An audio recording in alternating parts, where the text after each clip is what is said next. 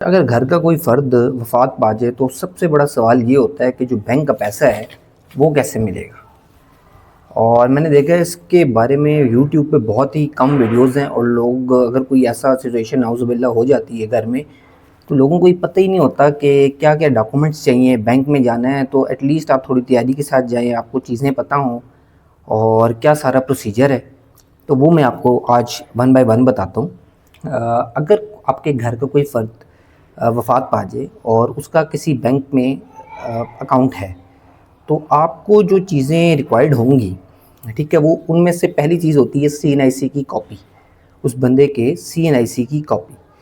اس میں یہ ہوگا کہ یا تو سی این آئی سی کی کاپی ہونی چاہیے آپ کے پاس، یا اگر آپ وہ کینسل کروا بیٹھے ہیں تو آپ کے پاس نادرا سے کینسلیشن سرٹیفکیٹ ہونا چاہیے کہ آپ نے ان کی جو ڈیسیزڈ ہیں، جو مرحوم ہیں، ان کی کاپی نادرا سے کینسل کروا دی ہے۔ دوسری چیز ہوتی ہے ڈیتھ سرٹیفکیٹ، وہ آپ کے پاس ہونا چاہیے۔ اور وہ والا ڈیتھ سرٹیفکیٹ ایک تو ہاسپٹل یا کسی اور جگہ سے ایٹ اے ٹائم جب کوئی مریض اگر فوت ہو تو وہ ہاسپٹل والے دیتے ہیں، وہ نہیں، اس کے علاوہ جو یونین کونسل کا منظور شدہ ڈیتھ سرٹیفکیٹ ہوتا ہے وہ ہونا چاہیے آپ کے پاس۔ تیسری چیز جو ہوتی ہے وہ ہوتی ہے F R C, family registration certificate. یہ نادرا سے ملتا ہے اور اس کی میرے خیال میں فیس ہوتی ہے لگ بھگ 1000 روپیز۔ کوئی بھی جا کے فیملی کا بندہ باقی ایون فیملی ممبرس کے بہاف پہ بھی یہ لے سکتا ہے۔ آپ نے صرف نادرا جانا ہے، ان کو بتانا ہے کہ یہ فوت ہو گئے، ہمیں ان کا ایف آر سی چاہیے، وہ آپ کو ایک سرٹیفکیٹ دے دیں گے، 1000 روپیز اس کی فیس ہوگی۔ اس کے اندر ساری ڈیٹیلز ہوں گی کہ ان کے فیملی ٹری میں یا ان کے جو وارثین ہیں وہ کون کون ہیں، ان سب کے نام، پکچر، آئی ڈی کارڈ، سب کچھ اس کے اندر ہوتا ہے، ٹھیک ہے۔ اس کا بیسیکلی مطلب یہ ہوتا ہے کہ ان کی وراثت میں ان لوگوں کا حصہ ہے۔ اچھا، چوتھی چیز ہوتی ہے کہ وہ جتنے بھی بندے ہیں جو اس کے اندر آ رہے ہیں ایف آر سی کے اندر، ان کے آئی ڈی کارڈز کی کاپی آپ کے پاس ہونی چاہیے، ٹھیک ہے۔ پانچویں چیز ہوتی ہے این او سی، ٹھیک ہے۔ این او سی ہوتا ہے نو آبجیکشن سرٹیفکیٹ۔ وہ اس کیس میں ہوتا ہے کہ اگر تو آپ وہ جو بندے مرحوم ہیں انہوں نے بینک سے کوئی لون لیا ہوا ہے، تو ایک تو بینک اپنا این او سی ان کو جاری کرے گا کہ سارا لون کلیئر ہے کہ نہیں۔ موسٹ کیسز میں لون انشور ہوتا ہے تو این او سی مل جاتا ہے آرام۔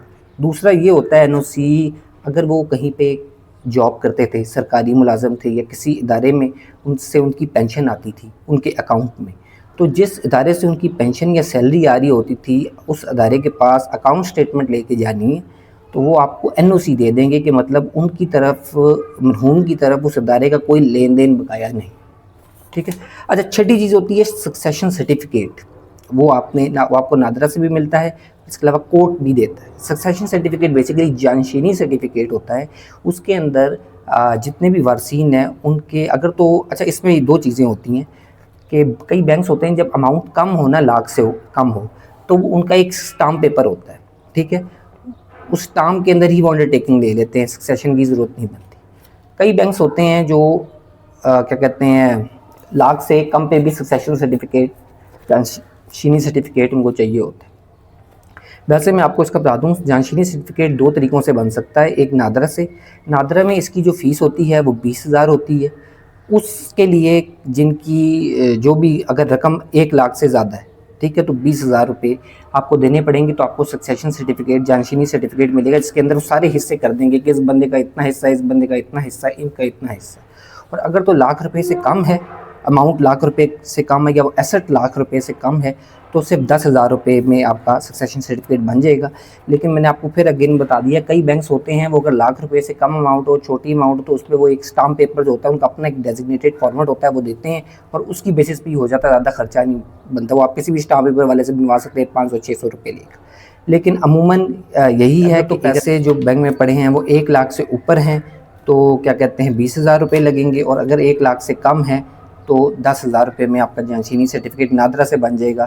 اس کے علاوہ اگر کوئی ڈسپیوٹ آ جاتا ہے جس میں ایک بندہ تیار نہیں ہوتا، عموماً یہ ہوتا ہے کہ سارے وارثین کو نادرا جانا پڑتا ہے، وہ وہاں پہ ان کی بایو میٹرک کرواتے ہیں اور ان کو سکسیشن سرٹیفکیٹ خیال میں ہفتے تک ایشو ہو جاتا ہے۔ لیکن اگر کوئی ڈسپیوٹ آ جاتا ہے آپ لوگوں میں، جس میں آپ لوگ نہیں، کوئی وارث نہیں تیار ہوتا، کوئی بندہ مائنر ہوتا ہے، اس طرح کا کوئی ڈسپیوٹ آ جاتا ہے، تو پھر کورٹ وکیل کرنا پڑتا ہے اور کورٹ کے تھرو آپ کو جانشینی سرٹیفکیٹ ملتا ہے۔ اس کی فیس بھی کوئی اتنی خاص نادرا سے تو میرے خیال میں کم ہی ہے اس کی فیس، وہ وکیل پہ ڈیپینڈ کرتا ہے کہ وہ کتنی فیس لے گا۔ اس کے علاوہ آپ نے جو ہے مرحوم کا اے ٹی ایم اور اس کی چیک بک لے کے جانی ہوتی ہے بینک، اگر آپ کے پاس ہے تو، ٹھیک ہے، وہ اس کو آپ کے سامنے ڈسٹرائی کریں گے. اور ایک اس کے علاوہ آخری چیز ہوتی ہے درخواستیں ہوتی ہیں. اس کے اندر وہ اگر تو ایک بندہ سارے پیسے لے رہا ہے تو ایک درخواست اس کی طرف سے ہوگی کہ یہ میرے والد تھے یا یہ میرے بھائی تھے، یہ فوت ہو گئے ہیں تو ان کے اکاؤنٹ میں جو پیسے ہیں مجھے دے دیے جائیں.